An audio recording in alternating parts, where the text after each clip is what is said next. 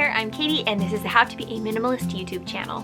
Don't forget to check the description box as well because that's where I put all of the recipe details as well as links to my podcast and things like that. Today I have 3 recipes that I have developed specifically for myself so that I can have a dessert while losing weight and being healthy. Not having dessert really just doesn't go very well for me. As a note, I would say it's important to remember that these desserts are very light. They're lightly sweetened, very low in fat, and you know, you can't expect it to taste like a New York cheesecake. It's just not going to, but they have really allowed me to just kind of enjoy having a little sweet treat in the evening without having any guilty feelings or just totally ruining and sabotaging my weight loss and my health. Enough of that though, let's get cooking. La la la.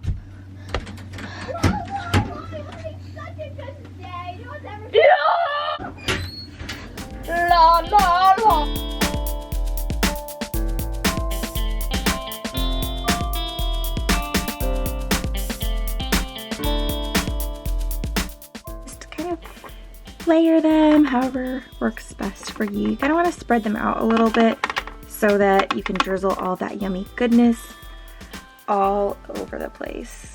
Next, we're going to make this little drizzle sauce, and I use 3 tablespoons of peanut butter powder. Now, I buy the peanut butter powder that is just peanuts. It's dry roasted peanuts and that's it. I do not have any added sugar in it or anything like that. You also need about 1 teaspoon of maple syrup. I know that's kind of funny. I'm using peanut butter powder that does not have any sugar in it and then adding some in, but you know what? This is just so much more of a pure way to have sugar in my opinion. So that's why I'm doing it that way. You need 1 tablespoon of plant milk. I like to use my homemade cashew milk and I'll try to remember to link that in the details down below. The last thing you need is a little drizzle. It's like 1/4 teaspoon of vanilla extract. You have to have this in every dessert. This is kind of what you get. It's basically kind of a reconstituted sweetened peanut butter. So if you ever just want to make it like this, you could totally do that and just dip your apples in it. I believe this was like 70 calories plus however many calories are in your apple. I think it's like a little less than 100. Anyway, I just wanted to show you that in case you're like, I don't want to do all the other work, but I would love to have some apples dipped in peanut butter. So you can totally do this option too. So we're going to add in basically 2 more teaspoons, and this part's finicky. It really depends on your type of peanut butter powder and all of that sort of thing. So just kind of put in a teaspoon at a time until you get it the way you like it. 2 tablespoons of plant milk total. Perfect. Now we're just gonna go ahead and drizzle this on. You may not even want this much. I just happen to love peanut butter. And honestly, you can't have enough, in my opinion. You could also refrigerate it and save it for the next time you want a little bit if you have some left over. I also have some cocoa nibs. This is 1 tablespoon, which ended up being, I think, about 30 calories. So I'm just going to sprinkle some of those on top. And again, like, do what tastes good to you. You don't have to put all these on if you don't want to. You could also just put like 1 tablespoon of chocolate chips on there. The last topping I have is pumpkin pie spice. Now, honestly, this would probably taste really good with just the peanut butter and the pumpkin pie spice, but I don't know, I really like all 3 of these in combination. I'm just gonna take a little pinch and sprinkle it on top, and it just adds a little something. And it's really good. So there you have the apple nachos. This next recipe is basically just like glorified oatmeal, but it's still so good. I line an 8x8 pan with some parchment paper just to make it easier to get out because I'm not going to spray it or anything like that. I just start out with about 4 cups of frozen berries. I always have these in my freezer for my smoothies, and it works great if you have fresh too, but this is what I had on hand, and so this is what I'm going to make right now. Okay, for our crumble topping, we're going to start with 1.5 cups of old-fashioned oats, and then we're going to add 1/2 cup of sugar. Now, I do not eat regular sugar. It just does bad things to me. Also, like regular table sugar has a higher glycemic index and stuff like that. So what I use is coconut sugar in cinnamon blue mason jar, but it is a little darker, as you can see here. It's not as sweet. It has a nuttier taste to it, and I really like it. And it just, I don't know, it just adds the right sweetness to me. If you wanted to use something that wasn't sugar though, you could always use date paste or chopped up dates, raisins, something like that. Everyone just has a different sweetness level that they like. So this is kind of what I like. To this, we're gonna add 1 teaspoon of cinnamon. I'm also going to add in 1 teaspoon of allspice. Now again, you can do this to your taste. If you like more, add more. If you like less, then that's okay too. I just really like that allspice has, well, obviously so many spices, but I really like that clove hint in there that mixes so well with the berries to my taste. I just use my Dutch dough whisk and give this a stir. I also use some reconstituted peanut butter powder. I basically add 6 tablespoons of the peanut butter powder to 6 tablespoons of plant milk. You don't have to have it, but vanilla extract tastes really good. I add in about a ½ teaspoon. We're gonna add our peanut butter mix to our oats. Now we're gonna give this a mix.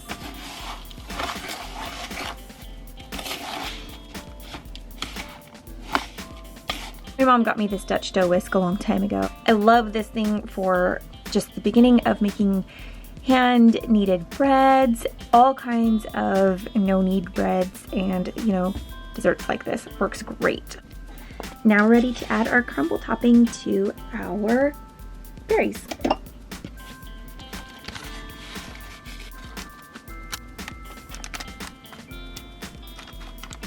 Okay, it's ready for the oven. I'm gonna bake it at about 375. I've been preheating the oven, and I'm gonna bake it for about 25-30 minutes. But basically, when I look around the edges and I see bubbly, juicy berries and the top looks nice and crisp, that's when it's done. Ooh, the crisp is done, and it is nice and bubbly, steamy. As soon as I pulled it out, all of the juice around the edges was just like bubbly and delicious, and it was making all those crispy, yummy sounds. Oh my goodness. Yep. I'm gonna let it sit for just a little bit, and then I'm gonna show you what it looks like when I cut into it.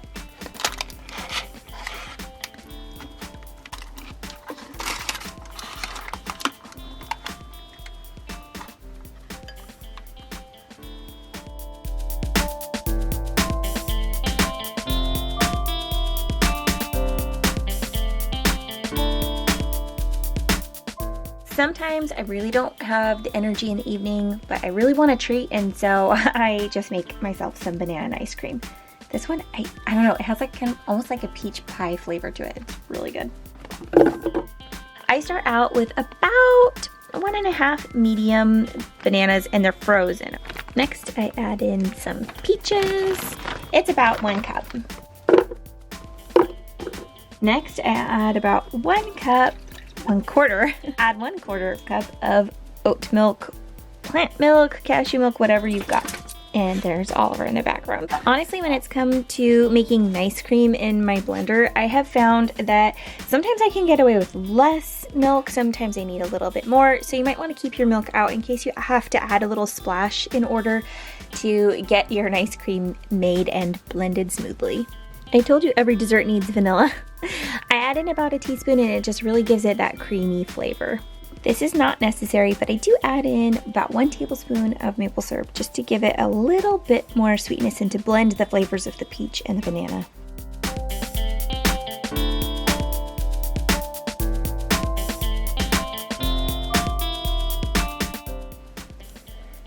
Ooh.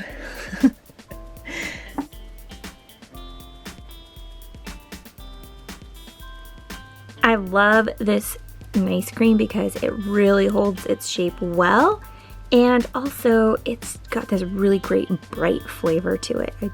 It's really nice. It's very summery. So if you're like in the middle of the winter and you just need a little summer in your life, just try to make this one. It's really good. Thanks so much for watching. These recipes have really helped me to keep minimalism in my health and in my diet. I really do want to enjoy my life and choose those things that are really high quality that I keep in my life.